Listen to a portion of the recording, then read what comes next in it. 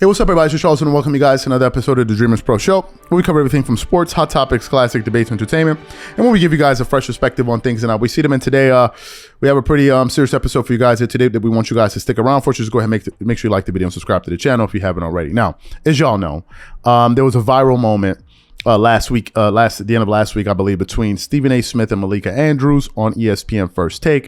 It all started with this Ime Udoka Boston Celtics scandal. Ever since that thing broke, everyone in the media basically went into a frenzy, and it got to the point where this thing has actually made international news. Right? People are talking about it all over the place, right? And everyone gave their 2 cents on the situation. Everyone is there giving their own opinions, which everyone has the right to do. It's a free world. People have a right to give their opinion. Maybe there's some people out there that feel otherwise. It's a free world. People can talk. You don't get to muffle people or curtail the message. Last time I checked, who put you in charge to be telling people who can talk? And Malika Andrews of ESPN took it upon herself to go on Stephen A. Smith's show. Just imagine, she went on his show, and while she was talking, she was on there, she then tried to embarrass the guy and talk to him like as if she was talking to some little kid on the show, which I thought was absolutely uncalled for. So for those of you who missed that exchange between Stephen A. Smith and Malika Andrews, what we want to do is quickly play it for you guys, and then we're going to come back and unpack this thing because I got a lot that I want to say. So take a listen to that here. Stephen A., with all due respect, this is not about pointing the finger. Stop. What became apparent to me in this press conference is that we do not have all of the information here, and it was frustrating to me that the Celtics declined to elaborate or to give more specifics about what exactly the rule breaking was that led us to this point. So that I just want to get that out of the way first. But to answer your question, Molly, I think what stood out to me, I think what stood out to me is that Brad Stevens, he was upset. That's what stood out to me about what he termed rampant Twitter BS is the word that he used, that women were unfairly dragged into this within the Celtics organization. You could see that Brad Stevens was visibly upset about this. And I also found that to be gross and unnecessary, that folks were bringing in the names and the images of women that is just not a fact. That was purely speculation. And so to me, that is what stood out. But the Celtics as an organization could have done more, and short of doing more ahead of this yesterday, they could have owned that responsibility in this press conference. I understand that there were legal parameters that they had to operate within for everybody involved, and I appreciate the fact that they brought in outside counsel and did a thorough organization. And I think that that is something that was clearly necessary in this situation.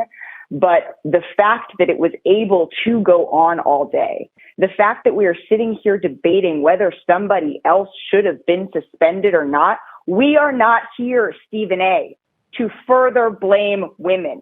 That is not why we are here. First of all, let me be very clear. I don't appreciate where you're going with that. I'm not blaming anybody but Ime Udoka. He deserves, the fact of the matter is, I've said he deserved to be fired if they were going to fire him. If you're not going to fire him, then don't fire him. My issue is all of this being publicized. The point that I'm trying to make is just like you're not mentioning. Excuse me. I listened to you. You're the one telling me to stop on my show. It ain't happening. Okay, that's number one. Number two, I've already said he deserves to be fired, or he deserves to be there and handle it internally and privately. If you're not going to handle it privately, if you're going to publicize it in that fashion, then obviously it provokes everybody wanting to know, okay, well, who are the parties involved? When you have Amina Smith in Boston and other women pointing out the fact that there were women who were wrongly implicated in all of this, it's a disservice to them. I didn't come out with the report about a consensual relationship.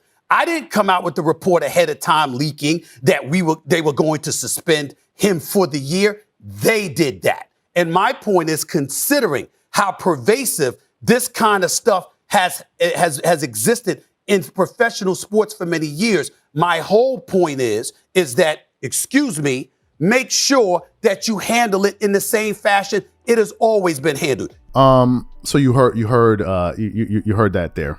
Now, if you saw our initial reaction show that we produced, I said I found that to be absolutely disgusting. I thought that was totally disgusting. The way she did that to him, and a good amount of people saw that video, and thousands of people agree with me. Thousands of people agree with my position on things, and I think ESPN are the ones that are creating the precedent for things like this to happen. They're the ones that's doing this. It's their network. It's their network. They're the ones that allow this type of nonsense to percolate and keep happening. I don't even understand it. I know for a fact, I know this for a fact, that if Stephen A. Smith spoke to Malika and the way that she spoke to him on live TV, many would be calling for his job, or at the very least, they will be asking for him to make a public apology. They would be doing that. Here are my closing thoughts on this thing, because I don't want to take too much of your time here, because I'm sure you guys are starting to get tired with this story. I think this exchange between Stephen A. Smith and Malika Andrews, I think it was something that needed to take place, to be honest with you, because we need to bring awareness to this problem. I said it in the other show. I'm going to say it again.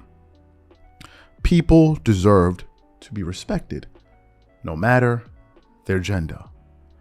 Some people felt a type of way about that. I told them then, and I'm going to tell you now. If you disagree with that, you have the right to click on the next video. I'm giving you my viewpoint, and it's my view, and I have a right to my opinion. I have my right to that opinion. I don't have to agree with you. I don't. You have a right to say your piece. I have a right to say my piece. Don't come on people's channels and start trying to dictate to them how they should feel about things. That's authoritarian behavior. I'm happy this situation happened because it brought awareness. Some people went out there and said, oh, I didn't know Stephen A. Smith be talking to Max Kellerman. Go up there. These are the people that just got here.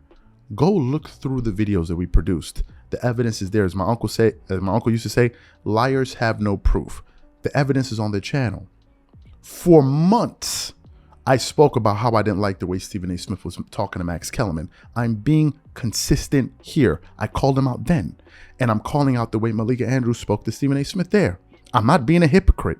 I called it out on both sides. So I don't want to hear this thing about, oh, you guys are just up there looking to make, to make excuses.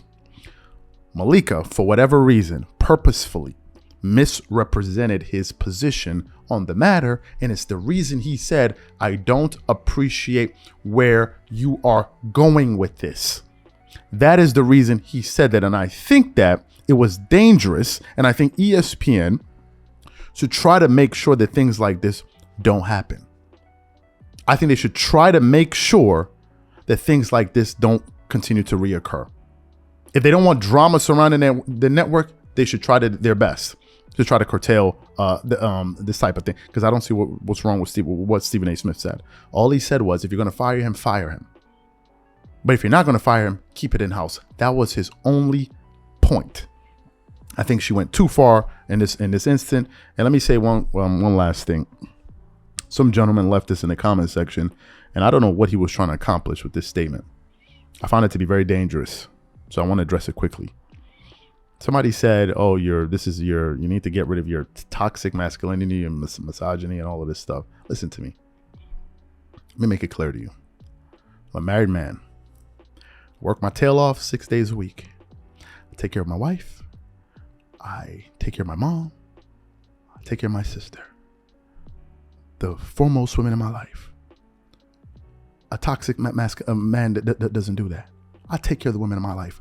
That's number one. Number two, God made me a man, and I'm proud of who I am. I don't regret him making me who I am. So why would I feel a type of way because you're insecure? Because you see a confident young man up here talking. If you feel a type of way, that's something on you. Everybody should be proud of who they are. Everyone. And if you think you're going to come up here and try to make me feel a type of way because I'm being, for what? I told you guys I was born and raised in the States. Haven't been there in a while. All of this trash that they're pulling up won't work on me. It's not going to work on me. It's not. I have a totally different worldview. It ain't happening with me. I just wanted to make it clear to some of the guys that are out there saying that. What in the hell is toxic masculinity? I am a man. What do you want me to be? I'm being who I am. Thank you. Catch you on the next episode.